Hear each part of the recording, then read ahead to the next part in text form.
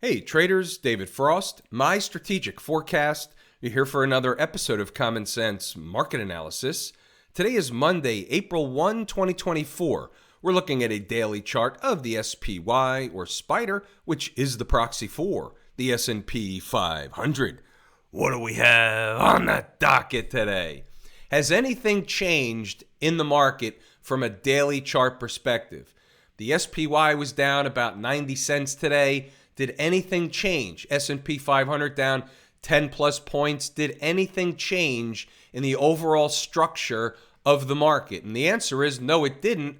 The market's in an uptrend. The trend is our friend until it's over, until the very end, until the market gives us evidence that the trend has ended. Bigger picture, looking at the weekly chart, anything wrong with this chart? No, other than the fact she is a little bit extended from home base. Home base is the 20-period moving average or the red sloping trend line, and the market doesn't generally like to get too far from home base. What happens from there is generally they'll go sideways or pull back and let home base have a chance to creep up to price, and that works off some of the quote-unquote overbought condition that can't be measured. There is no measurement from that. The market could stay overbought for a whole lot longer than anybody can remain solvent. Overbought can be exchanged or exchangeable with irrational. So we take the market at face value until she gives us a sign and or signal of a trend change. It gives us a line in the sand to trade against, in this case on the short side. Why? Because the market's rising. We want to sell into a topping process, into a topping formation, into a top signal. We don't have any of those things, and until we do, the trend is our friend and we take it at face value. That being said, the monthly chart is in an on-time type of situation. Does that mean the market turns tomorrow? No. Does that mean it's likely to top out somewhere in the month of April? And the answer is yes. Could it be next week on the April 8th, which is the full solar eclipse? It's possible. Some of you that haven't been here for a while may be thinking, what is he smoking over there? What does that have to do with the market? And the answer is what we've seen. And don't take my word for it. Go back to the charts, pull the dates of solar eclipses, equinoxes, and you tell me whether a market that was trading down or up into that event, let me know how many times it actually turned on or around that event. Give it a day or two. It happens a lot, doesn't happen every time. We had the spring equinox on March 19th, just a couple of weeks ago. Here is the 19th. The market made a bottom on the 19th and went up, making new highs from there. So even though it wasn't a tremendous move, it was a move worth noting on that day. What are we expecting on the solar eclipse? Well, as markets get closer to that, meaning the end of this week into the beginning of next week, we're going to make an assessment. Is she trading up into that? Is she trading down into that? Is she trading down into an interesting support zone into that event? Is she trading up at new highs into that event? Does she put in a sign or signal of a trend change around that event if at new highs?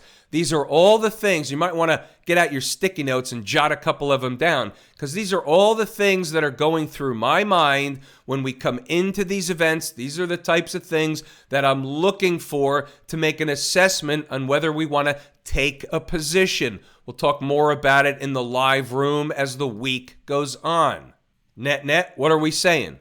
We're starting, and I emphasize starting, to look for a top.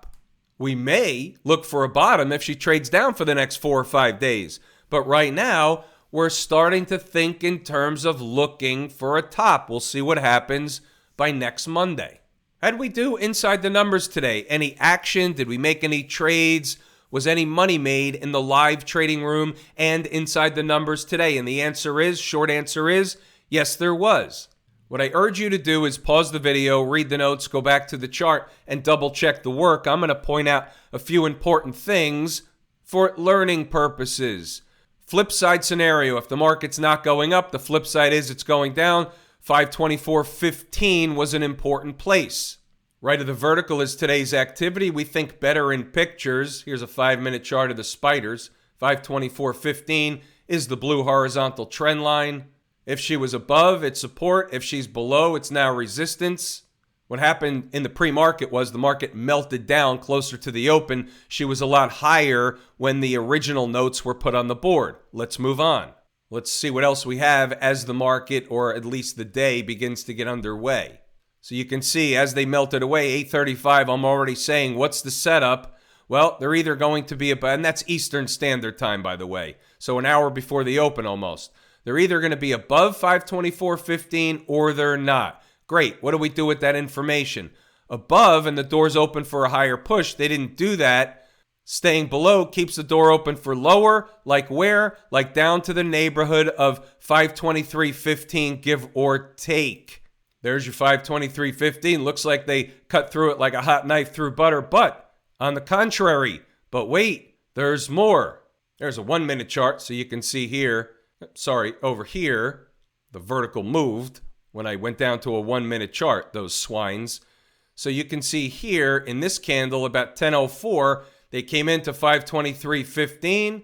The actual low was 523.13, and they ripped it back up in the other direction. We had participation on both ends, inside the numbers and in the live room. They bounced the tape. They gave you about $1, give or take, 10 points.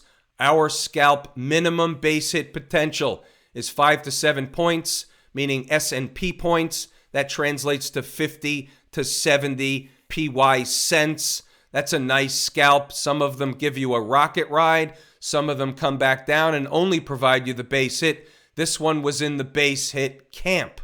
And that's fine. Why? Because base hits put you in the Hall of Fame. You pile them up. You don't try for the home run over and over again. That causes a lot of strikeouts. Make your base hits, base hits, base hits. Then they give you a stand-up double. Next scene shows you got a whopper on your hands. Then it's back to the base hit, base hit, base hit. Oh, there's a whopper. And that's the way you make real money over time. Let's see what else we have in the notes. Market's not even open yet. We've already got the numbers. So we had another zone. If they were to get below 523.15, we have a line in the sand, 522.50. The door opens for 521.70 down to 520.90. There's your zone, 521.70 down to 520.90. Second opportunity, listed, market's still not open yet.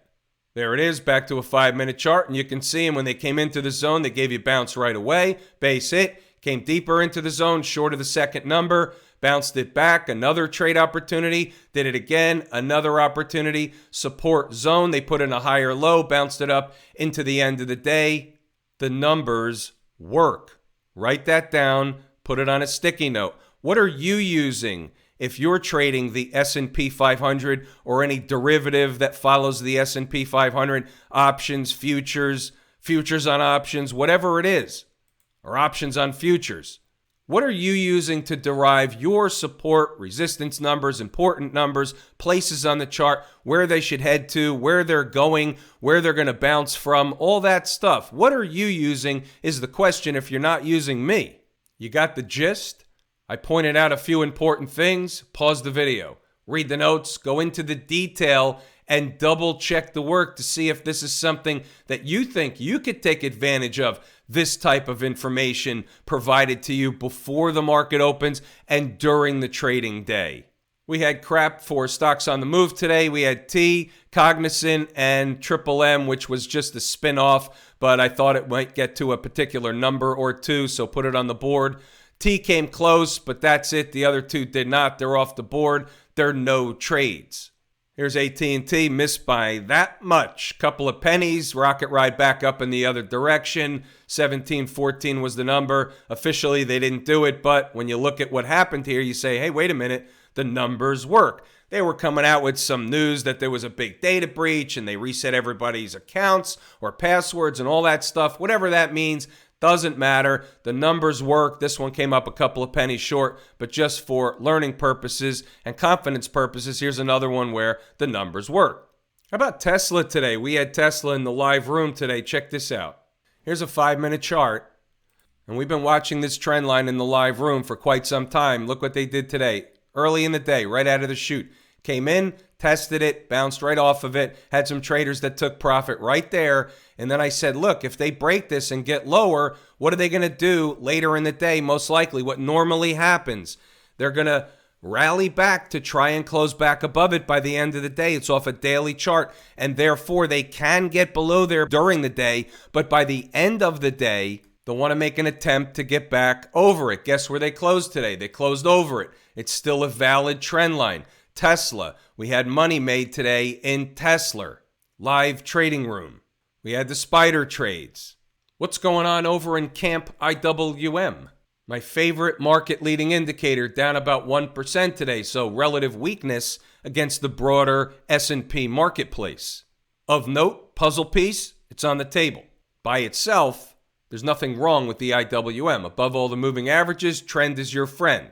Daily chart was in an on-time situation last week, put in a sign or signal of a trend change, poking through to a new recent high. Today's a pullback day. That stuff works. That's taught in the course, Lazy E-mini Trader, if you're curious what the hell I'm talking about.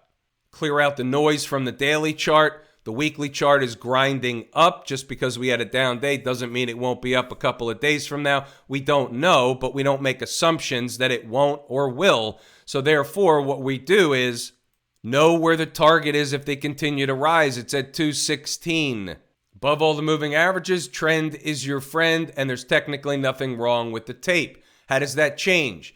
Getting below this low here for now, 205, puts you below the 20-period moving average, opens the door to 202.15, and if they get below this breakup candle low, 201.11, look out below. They'll be below the 50-period moving average.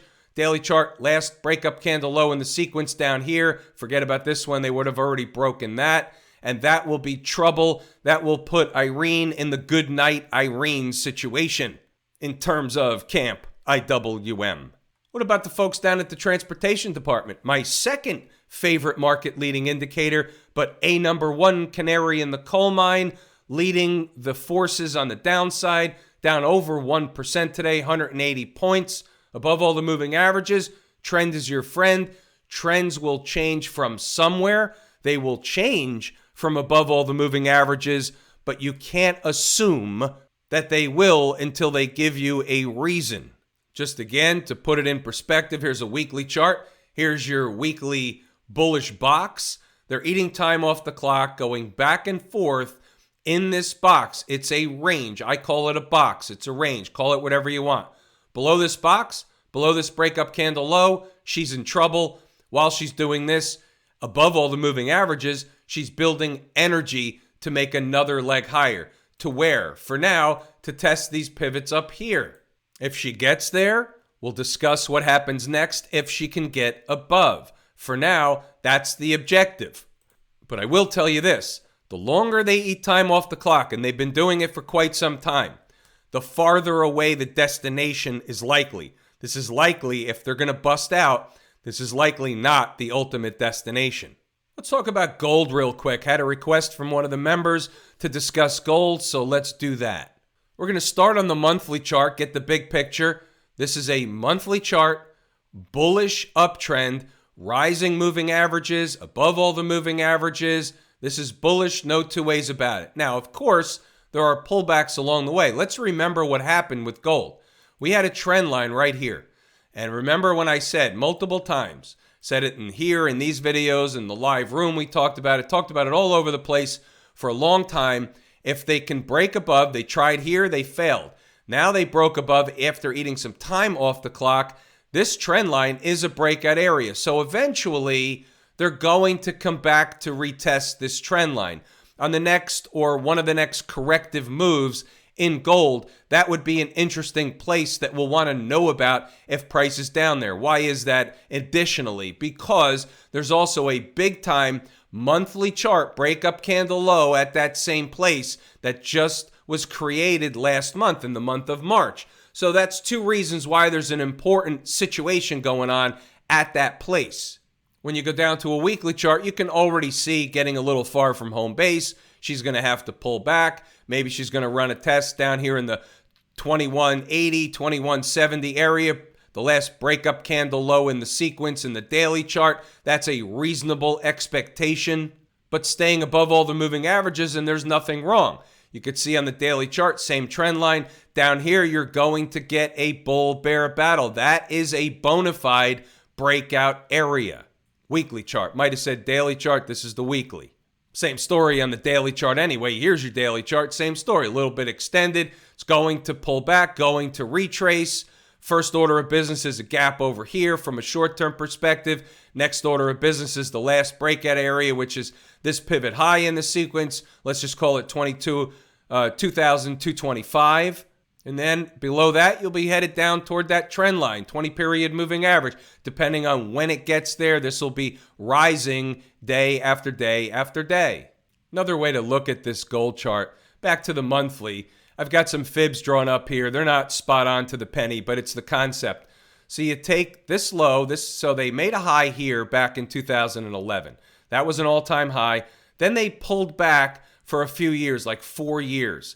And when they made a low and they established this low by putting in higher lows and all the way up to where we are now, you could see here that when they put in this low before the next bona fide correction, what happened? This was a high, sorry. What happened? They pulled back first to about 25%, a little more, 38.2%. Then they spiked that. They came in between 38.2 and 50%. These are all normal garden variety corrections. They are corrective moves. If you're in an uptrend and the market is correcting, it's pulling back within the uptrend, eating off time on the clock, building energy for another move higher. And that's precisely what happened. Only changes, that scenario only changes when they start to break certain other important areas. So if they broke the 50% retracement, we're looking somewhere else, then we're looking somewhere else, and we would have had a different picture. But that's not what happened. They held the important retracement areas, and they went right back up to new highs once again. Long-term uptrend in gold. Back on track here, over to the Q people. Above all the moving averages, trend is your friend. What's going on up here? Let's blow this up a little bit. What do we have here? We have a bullish, flaggish, eating time off the clock-ish, above the 20 period and all the other moving averages for that matter, ish box. Eating time off the clock to build energy to make another move higher. That's at face value. That can change. Where would it change? Well, first order of business is getting below this breakup candle low at 438.06. That puts you below the 20-period moving average, and that's a different thing going on. That would be considered, in my book, from where I come from, breaking the chain. The chain means chain links is one after the other, after the other, after the other. Well, right here, they're doing the same thing, just eating time off the clock. Until they break the chain and do something different, that's what they're doing. That's taking the market at face value. XLF, anything going on here? Well, they were down 0.5% today, 23 cents, above all the moving averages. We're just going to call it a down day for now until they show us something different. But this uptrend is pretty firm. And until they give up this breakup candle low here at $40.95, which will also be giving up the 20-period moving average, we're going to say the uptrend is firm, and pullbacks are just that. They're just pullbacks within the uptrend. No change. What about Smashmouth? Eating time off the clock. Eating time off the clock after a move off the lows. This can be a bullish situation for a move higher, but we will note nothing's changed from this standpoint. Weekly chart has a tail candle. This is a retracement, but keep in mind, the more time they spend up in this zone, eating time off the clock, the less important and the less this tail candle will take hold. They already ran a test of the last breakout area. That was support. They ran back up. Now they're eating time off the clock around a retracement-ish area of the tail candle, reversal candle on volume. We note that. But what we also note is, other than a pullback to retest, and it's funny how this works, the last breakout area in the sequence, talked about that last week. A lot of traders took that trade. That was fantastic.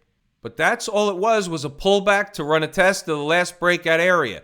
Until or unless you come below here, this really isn't a bona fide top, in my opinion, from where I sit. Technically, by the numbers, it's a top for now because they haven't made a higher high. But my point is a meaningful top where we could be looking for a lot of downside. Now, that's still a top-ish signal, but while they're eating time off the clock, still around the same area, till they get below the last breakout area, no dice for me. No dice meaning no dice looking for more downside activity / action. If I told you how much I appreciate each and every one of you, without you, these videos are not possible. That is true and accurate information. We're pulling the ripcord here today. I'm David Frost, My Strategic Forecast. Thanks again for tuning in to another episode of Common Sense Market Analysis.